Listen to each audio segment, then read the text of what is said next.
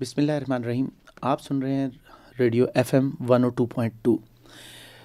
हस्ब रिवायत हम अपने प्रोग्राम गेस्ट गैलरी में मुख्तलिफ मेहमान आपके हमारे साथ शामिल होते हैं।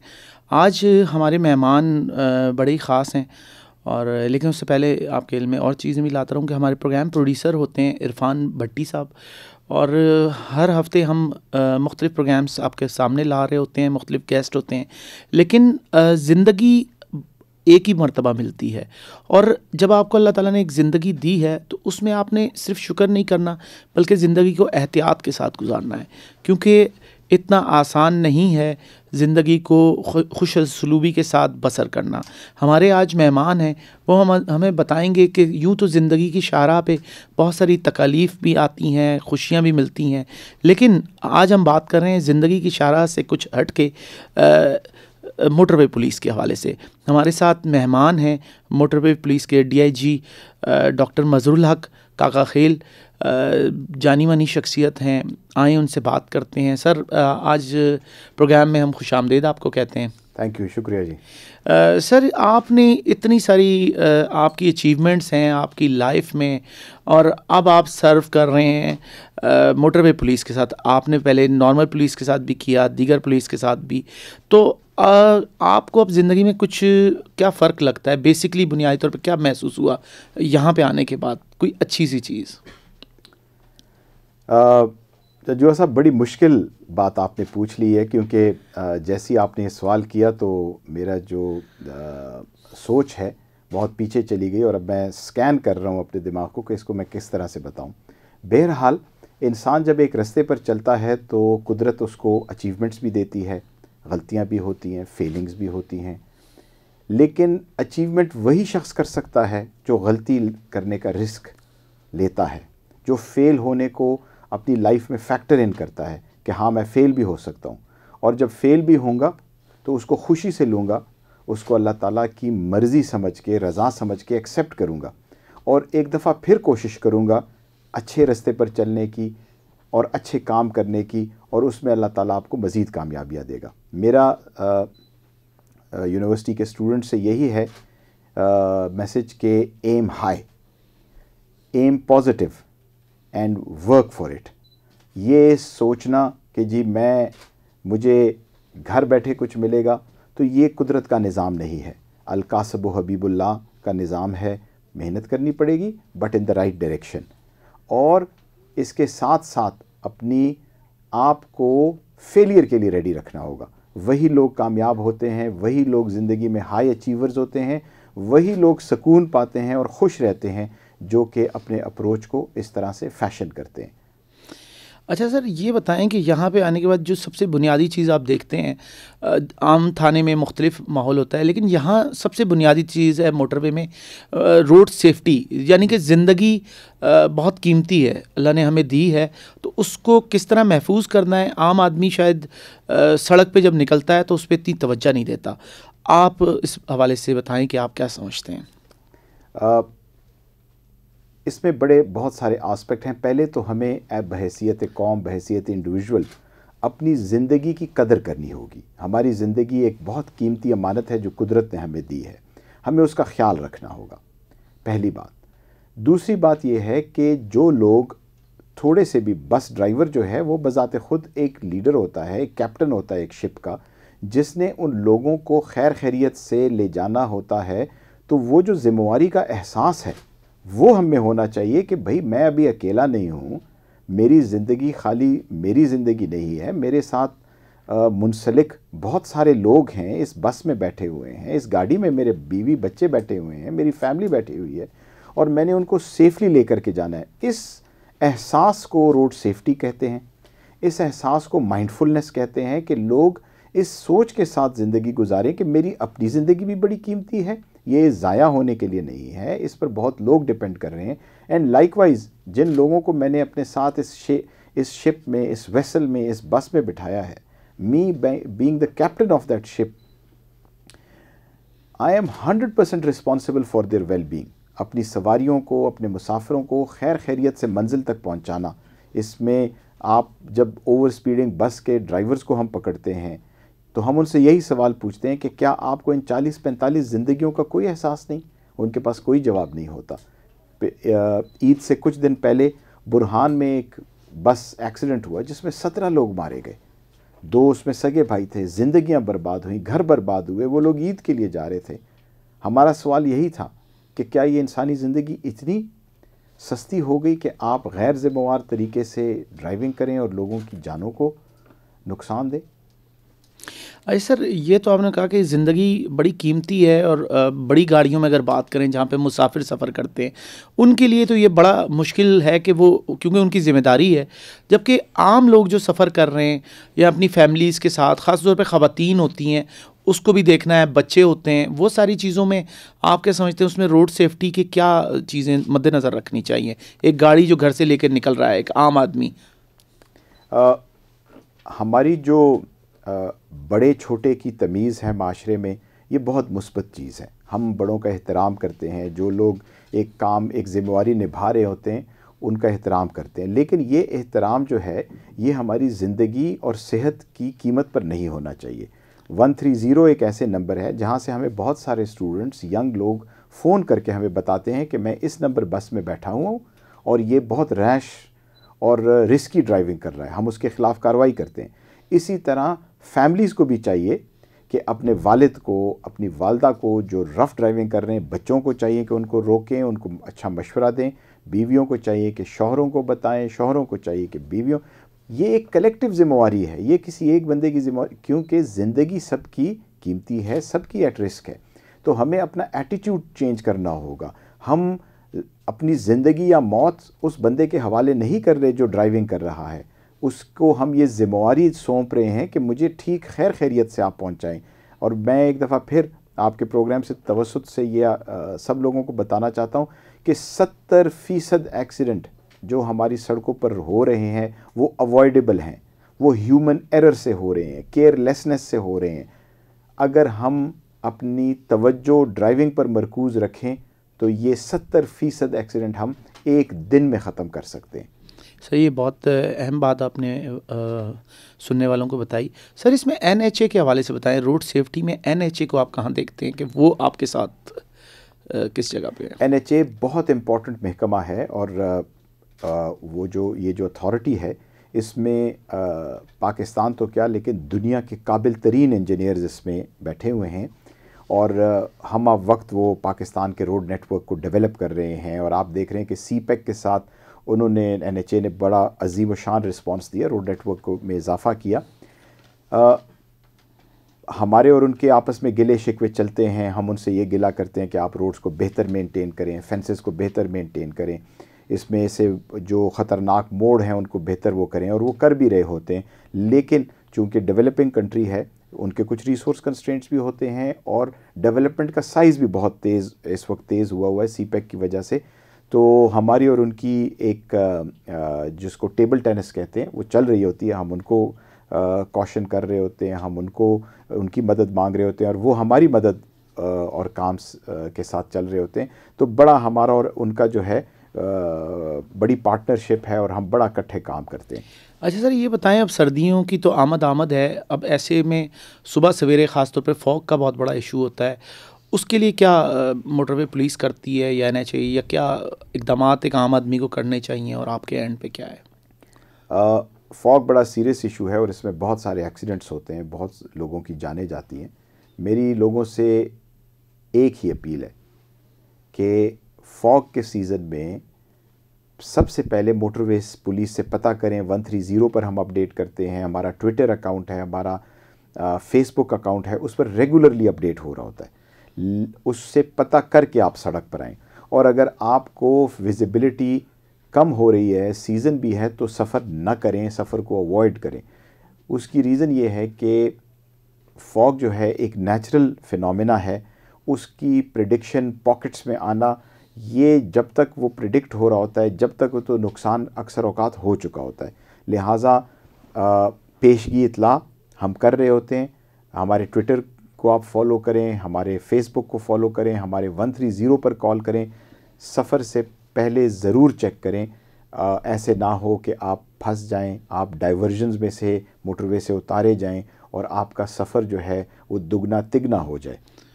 हत्ता कि बाद वक़्त ये फोक्स जब आ जाती हैं तो चूँकि मोटरवे पे जो ट्रांसपोर्ट चल रही है वो किराया तो मोटरवे का लेते हैं ना, और अगर फोग है तो उसी किराए में फिर वो जीटी रोड पे चला जाएगा एकदम से। तो लोगों को ये भी नहीं पता चल पाता कि इस पे कुछ इकदाम क्या कोई हर शहर के टीएमए से या मोटरवे कुछ ऐसा कर सकती है रब्ता के उन लारी अड्डों पे भी कुछ इन्फॉर्मेशन जाए कि आज मोटरवे बंद है, या वहाँ के मुतल्लिका लोगों को भी आप एजुकेशन दें या उनके साथ भी कोई ऐसा सिलसिला हो, ख़्वा मुख्तलिफ शहर हैं, पिंडी है, एबटाबाद या दीगर जगहों के या सवात जहाँ जहाँ से मोटरवे जा रही है। जज्जू हसन, मैं आपको बड़ी ज़िम्मेदारी से बताऊंगा कि हमारी एक एजुकेशन का सिस्टम तो है, हम ट्रांसपोर्ट अड्डों से भी काम करते हैं, लेकिन ये वाली हमारी अप्रोच नहीं होती। हम आर्टिफिशियल इंटेलिजेंस को यूज़ करते हैं, हम सोशल मीडिया को यूज़ करते हैं, और हम यही तलकीन करते हैं कि लोगों को अब चूँकि मॉडर्न ज़माना आ गया है, रोड ट्रांसपोर्ट बहुत ज़्यादा यूज़ हो रही है, तो हमें हमारी जो सोशल मीडिया है उससे अफादा करें और अपने आप को बाखबर रखें।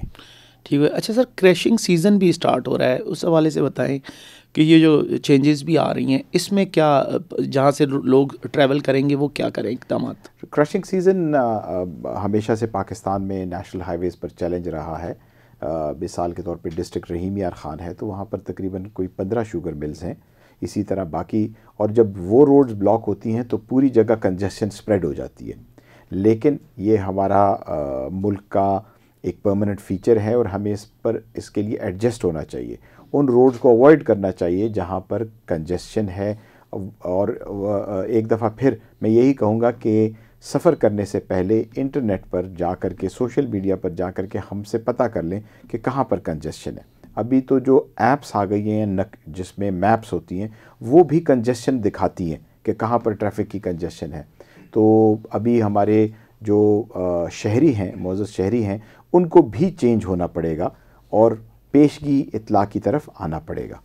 अच्छा सर, ये बताएंगे आपका तो एक तवील एक एक्सपीरियंस भी है पुलिस फ़ोर्स के हवाले से, इसके हवाले से बताएंगे कि अच्छी पुलिस फ़ोर्स कैसे तैयार होती है, या आप एक टीम अच्छी कैसे अपने साथ लेके बनाते हैं, या आपने कैसी बनाई जब आप यहाँ पे आए, किन लोगों को लेके आए, आप अपने साथ वहाँ से भी कुछ लोग लाए या यहाँ जो मौजूद थे, वो ट्रस्ट बिल्डिंग या एक टीम वर्क कैसे आप करते हैं as a team leader?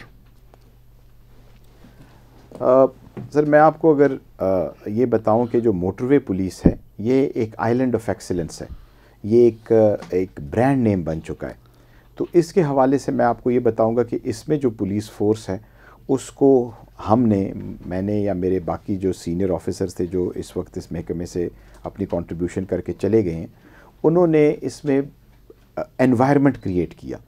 Environment इस तरह से क्रिएट किया कि जो इंसान की खुद आदाद सलाहियतें हैं उनको मुस्बत एनवायरनमेंट दे करके उनको निकाला, बजाय इसके कि आप एक मनफी एनवायरनमेंट क्रिएट करें और इंसान का मनफी साइड निकले। तो ये आप स्टूडेंट्स के साथ भी यही करते हैं, यूनिवर्सिटीज़ भी यही करती हैं कि इंसान का टैलेंट उभारें। उसके लिए चंद चीज़ें बड़ी ज़रूरी होती हैं, और वो ये हैं कि आप उनसे एक्सपेक्टेशंस जो है वो ह्यूमन लिमिट्स में रखें। आप उसको ये ना कहें कि चल आधे घंटे में K2 पर जा कर के मेरे लिए सेब लेकर आओ। आपने उसको, हमारे सीनियर्स यही कहते थे कि आपने अपने फोर्स को वही कमांड देनी है जो आप खुद कर सकते हो। इसी तरह उनसे एक्सपेक्टेशंस भी आपने रीज़नेबल लिमिट पे रखनी है, आपने उनको एनवायरनमेंट भी देनी है, और आपने रिवॉर्ड एंड पनिशमेंट का सिस्टम भी इस तरह से इंट्रोड्यूस करना है कि अच्छे लोग इनकरेज हों और बुरे लोग डिस्करेज हों। अच्छा, यानी कि एक अच्छी फ़ोर्स के लिए आप उनको ट्रस्ट भी देते हैं और सारी चीज़ें उनको मैनेज करके, तो आप मुतमिन है कि जहाँ पे अभी मौजूद हैं कुछ इससे आगे भी जा सकते हैं। जैसे आपने इससे पहले हज़ारे में आपने सर्व किया तो वहाँ आपने एक सिस्टम डेवलप किया, तो यहाँ आपने अभी कोई ऐसे क्या इक़दाम किए हैं या क्या करने जा रहे हैं? देखिए जी, जब मैं हज़ारा में भी RPO था तो मैंने तकरीबन 6-7 हज़ार की पुलिस फ़ोर्स थी, मैंने किसी को सज़ा नहीं दी। इसी तरह मैं मोटरवे पुलिस में हूँ, किसी को सज़ा दिए बग़ैर मैंने फ़ोर्स को पॉजिटिव डायरेक्शन में लेकर के गया और उनसे मैंने काम लिया। उसके लिए ये बड़ा ज़रूरी है कि आप सबसे पहले उनके ट्रस्ट के ख़ुद अहल बने, उनको ट्रस्ट करें, और फिर वो लोग, उनके दिल आपसे जुड़ जाएं। फिर वो आपको वो परफॉर्मेंस, वो कमालात करके देते हैं कि आप ख़ुद हैरान होते हैं कि ये वही फ़ोर्स है जो कि मुझे ये रिज़ल्ट दे रही थी। वो न वो आपसे तनख्वाह मांगते हैं, न वो आपसे TADA मांगते हैं, वो अपनी जान लगाने के लिए तैयार होते हैं। ये वही चीज़ है जो कि ये कोई नई चीज़ या जिद्दत में नहीं लाया, लेकिन इससे पहले जिस तरह मिसालें दी जाती थी कि कायदे आज़म ने जब पाकिस्तान बनाया तो लोग दरख्तों के पीसेस ला कर के फ़ाइल को लगाते थे, लोग रातों रात बैठ कर के टाइपराइटर्स चलाते थे, एयर कंडीशनर नहीं थे लेकिन लोग रातों तक बैठे होते थे काम करें। क्यों? क्योंकि कायदे आज़म पर उनका ट्रस्ट था और फिर ये सिलसिला चलता रहा। इसी तरह आज भी आप जिस लीडर को देखते हैं, अगर नेल्सन मंडेला था, एर्दोगान है, वो लोगों का ट्रस्ट जीत चुके थे। यही पुलिस फोर्स इस मामले में बड़ी रिस्पॉन्सिव है। और ये नेशन भी मैं आपको बताऊं, पाकिस्तानी नेशन बड़ी कमाल की नेशन है। आप चले जाएं बाहर मुल्कों में जहाँ पर ये काम और मजदूरियाँ कर रहे हैं, जहाँ पर ये मेहनत कर रहे हैं, लोग इनसे बेतहाशा मोहब्बत करते हैं, इनका बड़ा मुस्बत इम्प्रेशन होता है। लोग कहते हैं जी पाकिस्तानी बड़ी मेहनत से काम करते हैं, पूरा सऊदी अरब इन्होंने बनाया है, बरतानिया में इन्होंने बड़ी कंट्रीब्यूशन की है। यही वो लोग हैं जो यहाँ पर आपको वो रिज़ल्ट नहीं देख रहे थे, लेकिन वहाँ पर जब एनवायरनमेंट इनको मिला, इन्होंने कमालात किए। तो मेरी यही होगी कि अगर आपने इंसान से बेस्ट आउटपुट लेनी है, आप उसको बेस्ट एनवायरनमेंट दें। अरे सर, एक इसमें सबसे अहम चीज़ है रोड के हवाले से, रोड एजुकेशन बड़ी बुनियादी किरदार अदा करती है, ख़ास तौर पे मोटरवे हो या जनरल भी पुलिस हो। आप इस हवाले से क्या इक़दामात हैं आपके, या आपका इदारा मोटरवे पुलिस क्या कर रही है या कहाँ तक जा चुकी है? किस लिहाज से जी? रोड एजुकेशन के हवाले से। रोड एजुकेशन जी, हमने ये हमारा एक मेजर आइटम है काम करने का। और हम फेडरल डायरेक्टरेट ऑफ एजुकेशन के साथ तो हमने MOU किया हुआ है। उनके तकरीबन कोई 700 स्कूल्स हैं, 430 स्कूल्स हैं उनके, जिसमें से 70 को हम अभी तक टच कर चुके हैं। हम एक एक स्कूल में जाते हैं, सेमिनार करते हैं, जिस तरह आज हम रिफा यूनिवर्सिटी आपके पास आए हैं। इसके अलावा जी अभी हमने अपनी नेटवर्क में मदारिस को भी लिया है, हम मदारिस भी जा रहे हैं, उन बच्चों को भी एजुकेट कर रहे हैं। हमने ट्रांसजेंडर कम्युनिटी के साथ भी इंटरेक्ट करना शुरू कर दिए। हम चाहते हैं ये हैं कि सोसाइटी का जो भी रुकन हो माशरे का, उसको हम एजुकेट करें, क्योंकि इसका जो रिज़ल्ट आता है वो हमारे टिकटिंग, हमारी इन्फोर्समेंट, हमारी फ़ाइन कलेक्शन, सबसे ज़्यादा रिस्पॉन्स हमें रोड सेफ्टी एजुकेशन से आता है। अच्छा, रोड सेफ्टी तो यकीनन बुनियादी चीज़ है। अच्छा, इसके साथ साथ आप लोग जो ड्राइविंग लाइसेंसिंग करते हैं वो क्या है? यानी कि आमतौर पे जिस डिस्ट्रिक्ट में होता है लाइसेंस तो वहीं से बनते हैं, आप लोगों का उसमें क्या हम ऑल पाकिस्तान ड्राइविंग लाइसेंस देते हैं। मतलब हमारी जो ड्राइविंग लाइसेंसिंग अथॉरिटी है इस्लामाबाद में, उसमें किसी डोमिसाइल का किसी चीज़ की कैद नहीं। आप गिलगित बल्तिस्तान से लेकर के थरपारकर के रहने वाले हों, आप आएँ वॉक इन और आपको हम वो दे देंगे। टेस्टिंग है उधर, इलेक्ट्रॉनिक भी है, फ़िज़िकल टेस्टिंग भी है। मज़े की बात यह है कि हम 7 दिन काम करते हैं। अच्छा। There is no holiday. और सुबह 8 से रात 8 बजे तक हम काम करते हैं। ये इसलिए ताकि हम लोगों को सर्व कर सकें। हम दिन के 350 ड्राइविंग लाइसेंस देते हैं। और अभी हम इंशाल्लाह एक निज़ाम लाने वाले हैं जिसमें हम अपने ड्राइविंग लाइसेंसिंग अथॉरिटी जो है ये पाकिस्तान के हर कोने तक पहुँचाएँगे। और हर जगह से लोग इलेक्ट्रॉनिकली, बग़ैर किसी दफ्तर के, वायरलेस एंड पेपरलेस, लोग अपना डाटा इस पर डालेंगे, पुश करेंगे, लोकली ही उनका टेस्ट होगा और वो ड्राइविंग लाइसेंस उनको उधर डिलीवर होगा। किसी को इस्लामाबाद आने की ज़रूरत नहीं होगी। अच्छा, और ये 5 साल के लिए हुआ करेगा जैसे नॉर्मल होता है? जी हाँ, बिल्कुल, सारे लाइसेंस। अच्छा, 5 साल पूरे होंगे फिर वो दोबारा उसी तरह प्रोसेस में आएगा? बिल्कुल, दोबारा। तो यानी कि पूरा इस्लामाबाद से आपका पूरा सिस्टम आप अपना एक लेके आ रहे हैं या? जी, हम ये करने वाले हैं कि जी ये हमारा जो है SP होगा, हम उसको ड्राइविंग लाइसेंसिंग अथॉरिटी का एक ऐप के ज़रिए हम उसको कनेक्ट करने वाले हैं। वो किसी भी कैंडिडेट को बलूचिस्तान में, सिंध में, क्वेटा में, वो उसको देखेगा, टेस्ट करेगा और डाटा हमें भेज देगा। हम उसका ड्राइविंग लाइसेंस उसको पाकिस्तान पोस्ट से अगले दिन रवाना कर देंगे। अच्छा, जो आपका ड्राइविंग लाइसेंस लेता है मोटरवे पुलिस से, उसका क्या इंटरनेशनल ड्राइविंग लाइसेंस या वहाँ चलाने में भी उसको कोई सहूलत है या नहीं है? नहीं, हमारा किसी मुल्क से मुआहिदा अभी तक नहीं हुआ, लेकिन हम चंद ममालिक से बात ज़रूर कर रहे हैं और शायद हमारा कुछ ममालिक से मुआहिदा हो जाए। रेसिप्रोसिटी बेसिस पर हम उनके ड्राइविंग लाइसेंस एक्सेप्ट करेंगे और वो हमारे करेंगे। अच्छा, लेकिन अभी तक कोई हुआ नहीं है। लेकिन इरादा कहाँ है आपका ज़्यादा? Middle east. क्योंकि हमारे लोग ज़्यादातर जो हमारे आम आदमी हैं वो जो मज़दूर तबका है, क्योंकि देखें तालीम जिसके बाद नहीं है वो ड्राइवर तो बन सकता है ना, कुछ बने ना बने, मतलब अल्लाह ताला ने भी रास्ते उसकी ज़िंदगी के रोज़ी के ख़त्म तो नहीं किए। तो आप मिडिल ईस्ट पे जाना चाहेंगे पहले? हाँ, हमारा हदफ मिडिल ईस्ट ही है, क्योंकि वहाँ पर हमारी कम्युनिटी बहुत ज़्यादा है। यानी कि जितना मिडिल ईस्ट है उनके साथ आपका, और ये इसको आपने पाइपलाइन में आपके? जी हाँ, बिल्कुल। हमारे फ़ॉरेन ऑफिस हमारी मुआनत कर रहा है और हम 3-4 ममालिक से गुफ्त शनीद भी कर रहे हैं। यानी कि हम अपने सुनने वालों के लिए खुशखबरी कह सकते हैं कि मतलब यानी कि ये कदम हो जाएगा तो ये बहुत बड़ा कदम है। हमारे लोग बाहर जाके दोबारा से अप्लाई करते हैं, दुबई में, सऊदीया में। और देखिए हम अगर पढ़ गए, हर बंदा तो नहीं पढ़ रहा ना, या हर बंदे ने तो ज़िंदगी ऐसे नहीं गुजारनी। और अगर ये आपका कदम कामयाब हो जाता है, उठा लिया जाता है, तो शायद तारीख़ आपको बड़े ख़ास तौर पे आप लोगों को बड़े सुनहरी हरूफ में लिखेगी। और वो तबका जो रोज़ी रिस्क कमाने यहाँ से बाहर जाता है, लाइसेंस लेके जाएगा, शायद उस लाइसेंस के साथ वो जॉब पे अप्लाई करेगा और वहाँ कबूल होता है, तो ये तो बहुत बड़ा गेम चेंजर नहीं होगा ये? तो जी बिल्कुल। ड्राइविंग जो है जी, ये एक माश का बहुत बड़ा ज़रिया है, स्पेशली हैवी गाड़ियों की ड्राइविंग।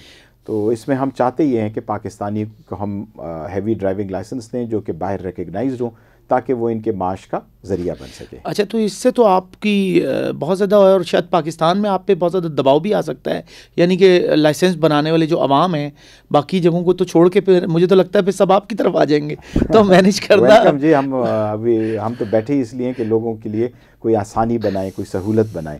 जितने भी हमारी रिसोर्सेज हैं वो हम कमिट करेंगे और ये काम हम पूरा करेंगे इंशाल्लाह। अच्छा, ये तो बड़ी ज़बरदस्त चीज़ है। अच्छा, सी पैक के हवाले से भी कुछ ज़रूर जानना चाहूँगा, या आपकी लॉन्ग रूट्स पे या आगे की क्या प्लानिंग है, कि आगे आप क्या करने जा रहे हैं फ्यूचर में, या सी पैक के हवाले से अगले चंद सालों में? बहुत अच्छा सवाल है आपका। सी पैक पाकिस्तान के लिए बड़ी अहमियत रखता है।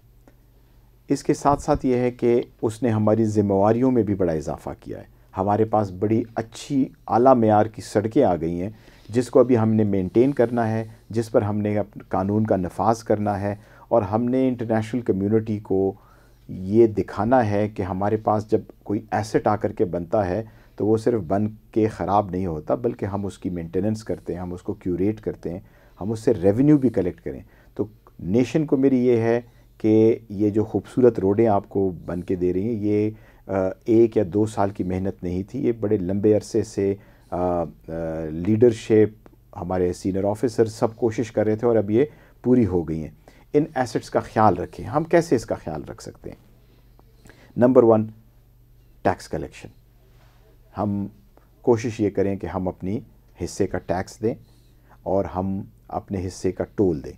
सेकंड, कानून का एहतराम करें, रोड पर भी, रोड से बाहर भी। मैं हमेशा यहाँ पर स्टूडेंट्स सुन रहे हैं ज़्यादा, तो मैं स्टूडेंट्स के लिए मैसेज दूँगा कि मेरी एक अप्रोच बड़ी क्लियर होती है स्टूडेंट्स को कि यहाँ पर हमें सुपरमैन नहीं चाहिए जो हर चीज़ ठीक कर दें। आप सिर्फ अपने हिस्से का जो गलत काम कर रहे हैं वो बंद कर दें, दैट्स ऑल। आपने अगर 2 पैकेट चिप्स के फेंकने हैं तो ना फेंके। आपने जो छोटी मोटी आप गलतियाँ, जस्ट स्टॉप डूइंग इट, और किसी और का इंतज़ार मत करें कि क्यों कि काका खेल साहब ये कर रहे थे तो अब मैंने भी ये करना है। क्यों जी? नहीं। आप 10 लोगों को देखें जो कानून तोड़ रहे हैं, तोड़ते रहें, आप न तोड़ें। अभी भी हमारे लोग जो हैं 200 मीटर की बचत के लिए वन वे पर आना शुरू हो जाते हैं और एक बहुत बड़े हादसे का बायस बनते हैं। तो हमें सुपरमैन नहीं चाहिए। ये मुल्क बहुत A1 है, ठीक हो जाएगा, हर चीज़ इसमें ठीक है। आप जो अपने हिस्से का जो भी गलत काम कर रहा है उसको स्टॉप कर दें, दैट इज़ ऑल। अच्छा सर, एक चीज़ बुनियादी है, ख़ासतौर पे मोटरवे पे आके हमें, जब गाड़ी मोटरवे पे आ जाती है तो हमें बहुत ज़्यादा फ़ील आती है। ये क्या कोई कानून साजी मुमकिन है कि लोग जब गाड़ी ख़रीदो फ़रोख्त करते हैं तो वो ट्रांसफ़र कराएं अपने नाम पे, या उस ट्रांसफ़र के सिस्टम को इतना सादा कर दिया जाए कि लोग खुशी से जाना पसंद करें? क्योंकि पाकिस्तान उन मुल्कों में से है जहाँ पे कॉन्सेप्ट ही नहीं है, गाड़ी कोई ख़रीदी ओपन लेटर पर सब हो रहा है, या तो ओपन लेटर ही बंद कर दिए जाएँ। इस हवाले से आप क्या कहते हैं? इस पर हम बाकी महकमों के साथ काम कर रहे हैं क्योंकि हमारी ज़िम्मेवारी बनती नहीं है, लेकिन हम इसी चीज़ को कोशिश कर रहे हैं कि गाड़ियों के ट्रांसफ़र हों उस शख्स के नाम पर हो जो कि इसका काबिज़ और मालिक हो। इस वक्त हमारी आधे से ज़्यादा गाड़ियाँ जो रोड पर चल रही हैं उन लोगों के नाम पर हैं जो बेच चुके हैं। ये बड़ा गलत ट्रेंड है, इससे बहुत सारी तफ्तीश में भी प्रॉब्लम्स आती हैं, क्राइम भी इसकी वजह से बढ़ा हुआ है। जितने लोग मुझे सुन रहे हैं, मेरी रिक्वेस्ट ये है कि आपने अगर अपनी गाड़ियाँ बेची हुई हैं, फिल फॉर जो ख़रीदार है उसको पाबंद करें कि अपने नाम पर इसको करे, और अगर आपने ख़रीदी है तो ख़ुद अपने नाम पर ट्रांसफ़र कर लें। हाँ, टैक्स अगर ज़्यादा है, हम बाकी अथॉरिटीज़ को, हम NHMP जो है यही रिकमेंड कर रही है कि इसको फ्री करें, ट्रांसफ़र्स को एब्सोल्युटली फ्री करें, ऑनलाइन करें, ताकि लोग अपने घर में बैठ कर के फॉर्म्स को एक्सेस करें और रजिस्ट्रेशन कार्ड जो है अगले दिन उनके घर पर डिलीवर हो। तब जाकर के अब हमारी नई जो जनरेशन आ रही है वो बहुत इंटरनेट पर एक्सपर्ट्स हैं, तो ये काम आसानी से, तो हम इसकी वो कर रहे हैं, लॉबिंग कर रहे हैं हम इसके लिए। यानी कि हम समझ सकते हैं कि ये चीज़ हो जाएगी, इंशाल्लाह होगी जी, कि लोग गाड़ी अपने नाम पे जब भी ख़रीदो फ़रोख्त करें तो फ़ौरन ट्रांसफ़र भी करा लें। एब्सोल्युटली, या तो उसकी बहुत फ़ीस कम हो या ना हो, जी हाँ, ताकि लोगों का रुझान बने। इस मुल्क में तो लोग इसके बगैर काम कर ही नहीं सकते। आपने न्यूज़ में आप देखते हैं कि जब कोई बड़ा वाक़या होता है, गाड़ी ट्रेस होती है, तो 7-8 लोग उस चेन में गिरफ़्तार होते हैं जिन लोगों ने वो गाड़ियाँ ख़रीदी या बेची होती हैं, और वो सारे बेगुनाह होते हैं, लेकिन उन्होंने सिर्फ ये गैर ज़िम्मेवारी का ऐसा वो किया होता है मुज़ाहिरा कि उन्होंने वो गाड़ियाँ ट्रांसफ़र नहीं की होती। तो मेरी तलकीन, मेरी रिक्वेस्ट सबसे यही होगी। अच्छा सर, ये है कि जो ज़राए अबलाग हैं, कम्युनिकेशन के वेज़ हैं, उनके हवाले से आपकी क्या प्लानिंग है, या लोग आपसे कैसे रब्ता कर सकते हैं?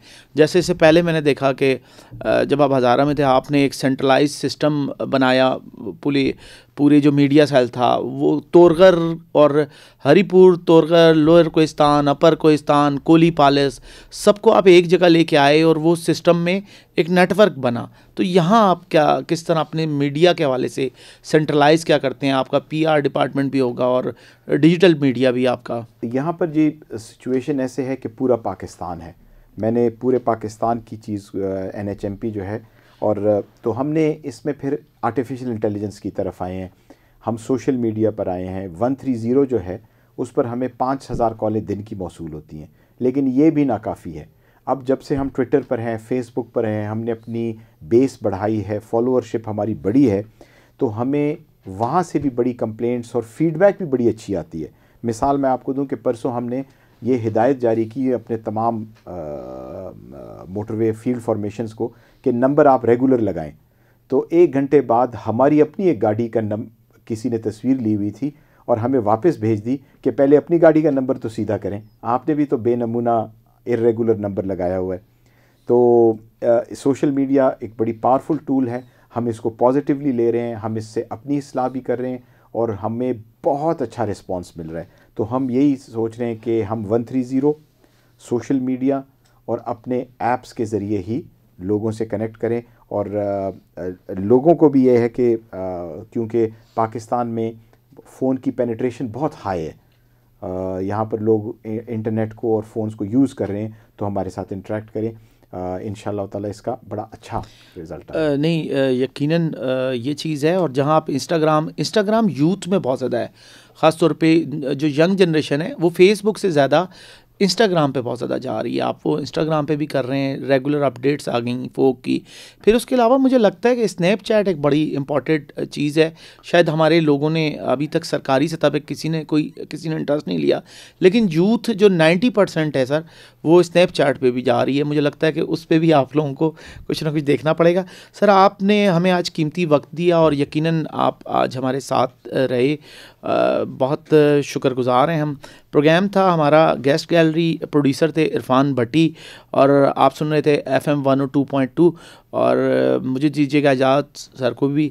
सर आपका बेहद शुक्रगुज़ार हैं सर। और आखिर में कोई आप पैगाम देना चाहेंगे अपने सुनने वालों को?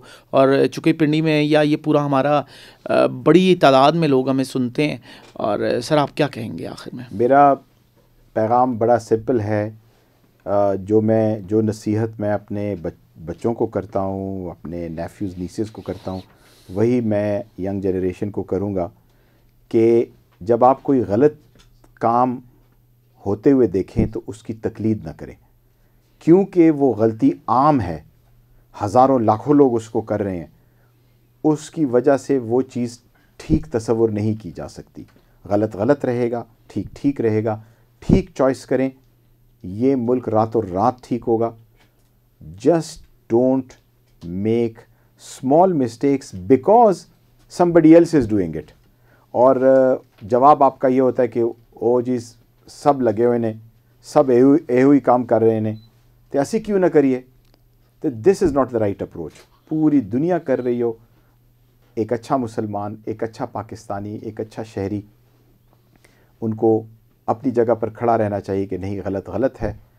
मेरी चूँकि पाकिस्तानी कौम से मेरी बड़ी मोहब्बत है, मेरा बड़ा लगाव है।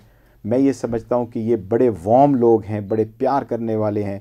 मैं बाहर दुनिया बड़ा फिरा हूँ, जहाँ पर भी मेरी इनसे इंटरेक्शन आई है, अगर ये दुकान में सेल्समैन है, टैक्सी चला रहा है, इसने हमेशा कहा है कि सर पैसे छाड़ दो।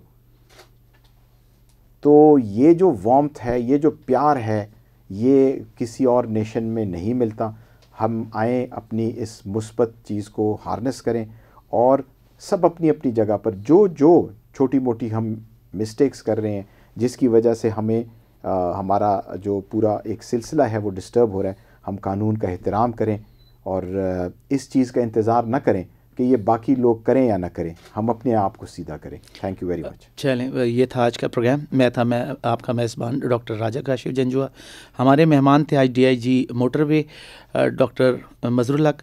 और अगले प्रोग्राम तक दीजिएगा मुझे इजाज़त। अल्लाह हाफ़िज़। Thank you.